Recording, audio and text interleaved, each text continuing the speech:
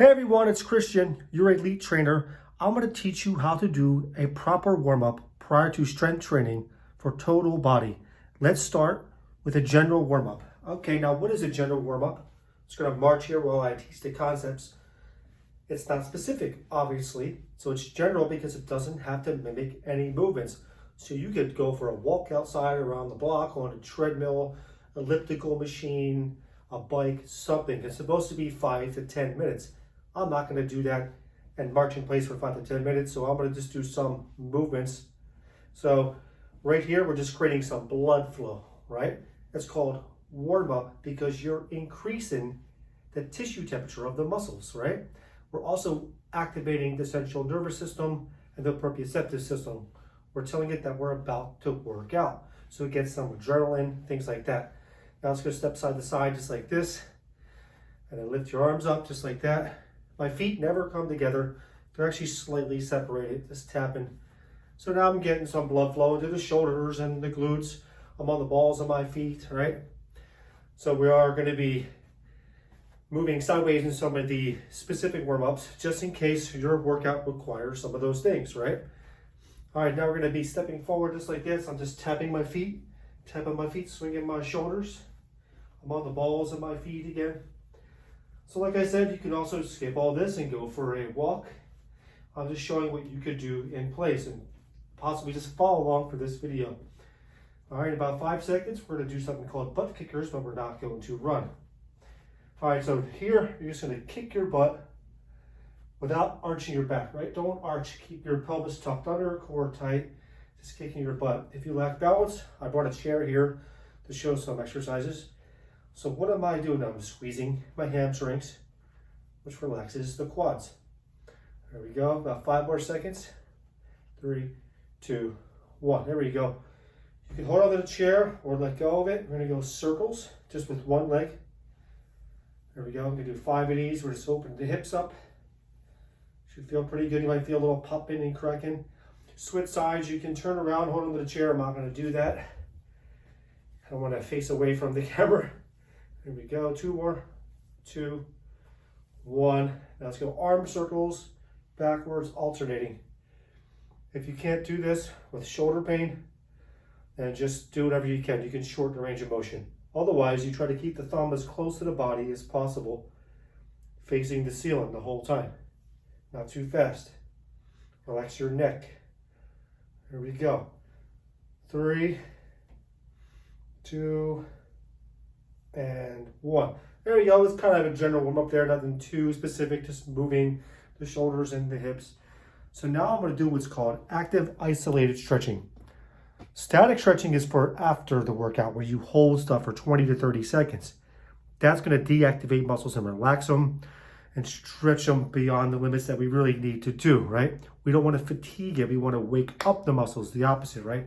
Static is for after. This video is for warming up. So let's start with the upper body, called seal claps. Just with the upper body, squeeze the back, clap. So when I clap, I squeeze my chest. Squeeze the back, squeeze the chest, squeeze the back, squeeze. There we go. 2 more. 2, 1. This time, same thing, but we're going to rotate thumbs behind us like this. And then rotate again and clap. 4, 3, 2, 1. Give the shoulders a break. Let me take the camera down a little bit for this one. All right, so you can hold on to the chair if you need the balance, or just stay near something if you're worried. Lift to the side and back down. I don't actually touch the ground. You can if you have to. I'm trying to squeeze my butt here. I'm activating the glutes. There you go. 3, 2, 1. Switch. You can hold on again if you need to.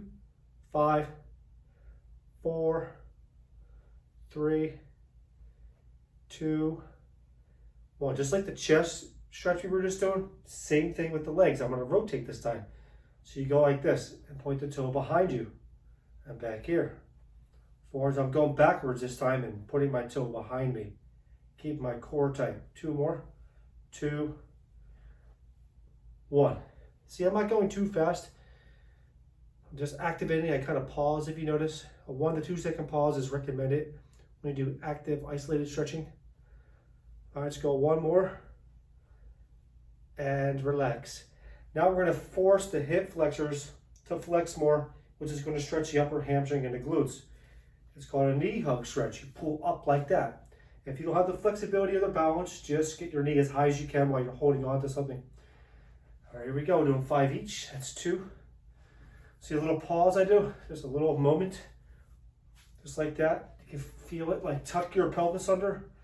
Tighten your core, don't round. You can feel it stretching upper hamstring and glutes. It's good for those that have tight hip flexors. I'm actually forcing the hips to flex even more. Here we go, one more. Good. All right, let's go back to the shoulders again. Rotator cuff. Both arms up just like this. One arm goes down while the other one goes backwards. You're going to alternate.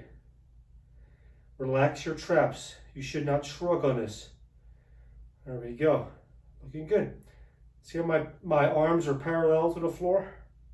This is an important one. We all have tight rotator cuffs and neck muscles. There we go.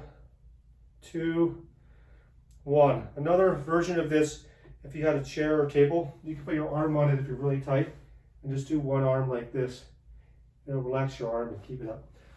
So, looking good so far. Hip flexors, we got the glutes, we got the shoulders. Let's do the hamstrings. So you're going to stand like this, put 1 foot forward. See how my toe is up? I'm on my heel with the same arm. I want you to push your butt back and reach towards your toe. And then push your hips forward. You don't have to touch your toe if you're tight, just reach towards it. There we go. Hold it.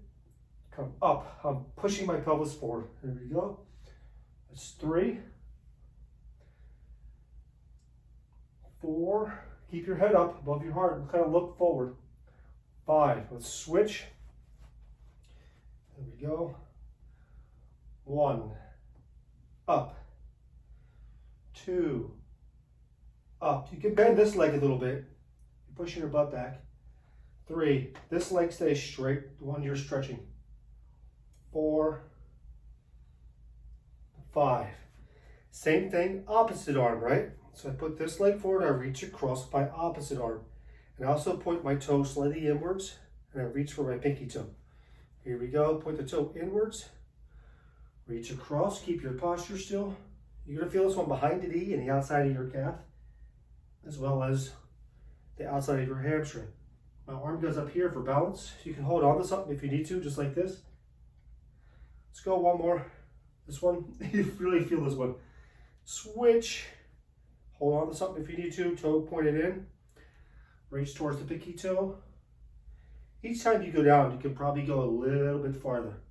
Your body's allowing you to relax more. 2 more. 2. And 1. Now let's get the upper back. Cross your fingers like this. We're gonna round the upper back. I usually don't do that, just a couple stretches I do. Go like this and round. And relax. Round. You should feel stretching all those rhomboids, mid-traps. Let's go 2 more. 2, 1. All right, we're gonna round back again one last time for the lats. Thumbs are gonna be facing up like this, like you're chopping. Find a chair or table, countertop. Step back a few feet.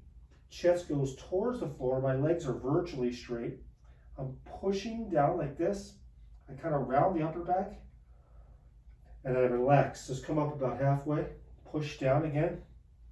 I'm pushing my hands into the chair as well. There we go. You feel it right under here, under your armpit. There we go. We're just doing a 2-second hold. Breathe out on the way down. Breathe out. Push. Relax. 1 more. Push down. Relax. That will also bring your shoulders back as the lats will round your back. So right now you should feel like your shoulders are back, your head comes back a little bit, your hamstrings are relaxed, your hips. Let's do another groin stretch. Step wide like this, toes pointed straight. This hip goes back a little bit like this, like I'm going into a chair, and I go to the side. Then I come up, I switch, push back, invisible chair behind you. Hold on if you need to, or arms forward like this. There we go. So you feel it stretching all in the groin here, maybe up high. I'm gonna face this way so you can see. See, I'm pushing my butt back. You can reach down like this if you want to, like you're reaching for something, get a little deeper. Let's go one more each. Go wider if you need to, if you're more flexible than me. And relax. All right, we're almost there. I'm gonna stretch your neck because people have tight traps. Here's a really good one. I'm gonna face the opposite way so you can see. My left arm goes behind my back. My right hand comes to my head. I pull it to the right. I push my left shoulder downwards away. My head's going away. So go like this, just pull a little bit, not too much. Push your shoulder down and relax. Push your shoulder down, ear to shoulder, relax. 3 more. 3, 2, 1. Switch. See, this gets the rotator cuff too in the back. I'm pushing my elbow back like this, right? I'm not rounding. Shoulder comes back. Left hand up here. Pull it and relax. Don't pull too much, it's very sensitive. You should feel it all stretching right here, the upper traps. 3 more. 3, 2, and 1. There you go. Now your neck should feel pretty good. Your shoulders are back. Your hips feel good.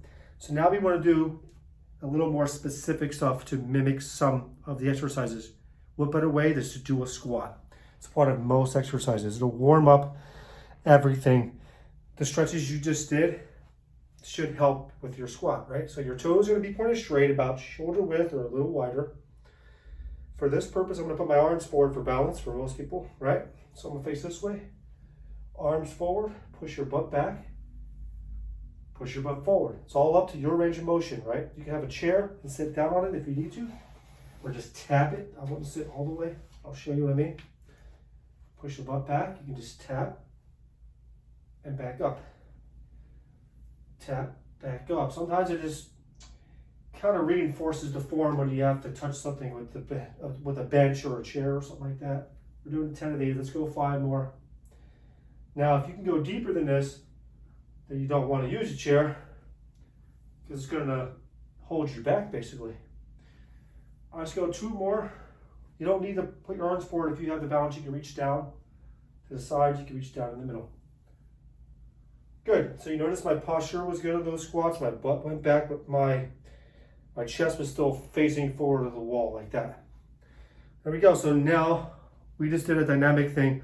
So if you were going to do push-ups or something in your workout, I would do 5 push-ups for most people to warm up.